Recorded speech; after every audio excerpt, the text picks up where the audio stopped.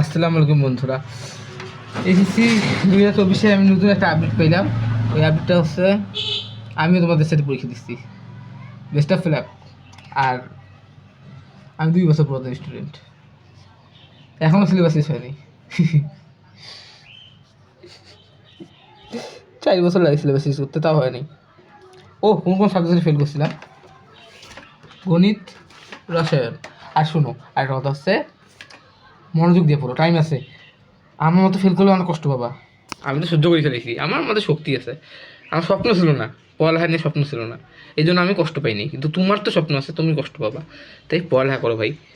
আমার স্বপ্ন আলাদা, বুঝবা না। আমার স্বপ্ন দিয়ে ক্রিকেট হওয়ার স্বপ্ন ছিল, কিন্তু পড়ালেখার মধ্যে মনোযোগ ছিল না আমার, তো এই জন্য ফেল করছি। আমি এই জন্য কষ্ট পাইনি বেশি, অনেক কষ্ট পেয়েছি।